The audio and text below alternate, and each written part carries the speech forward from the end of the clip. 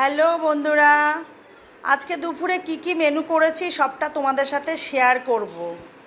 দেখো তাহলে প্রথমেই বলি, গরম গরম এক হাঁড়ি ভাত আছে, তারপর তার সাথে আছে উচ্ছে দিয়ে আলু দিয়ে ভাজা করেছি, হ্যাঁ, তারপর আছে চিচিঙ্গা ভাজা, আর তার সাথে আছে একদম ঝিঙে দিয়ে আলু দিয়ে রুই মাছের পাতলা ঝোল করেছি। গরমে পাতলা সাদামাটাই খুবই ভালো খেতে, আর উপকারও আছে।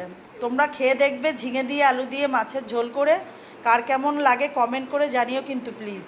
হ্যাঁ, টাটকা পুরো জ্যান্ত মাছের ঝোল কিন্তু, ঝিঙে দিয়ে আলু দিয়ে। এই যে আমার হাজব্যান্ড খেতে বসেছে, আর এই যে ছেলেকেও খেতে দিয়েছি, ছেলে এখন খেতে বসবে, আমিও বসে যাব ছেলেকে দিয়ে। আর তার সাথে স্যালাড আছে, আনারস আছে, আজকে শশা আছে, রাত্রে কাটবো, এখন আর কাটিনি।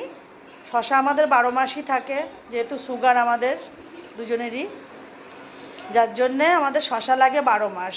এই হচ্ছে আজকের মেনু। তাহলে বন্ধুরা আর দেরি করব না, তোমরাও খেতে বসো, আমরাও খাওয়া দাওয়া করে নিই, ঠিক আছে? রাখছি তাহলে।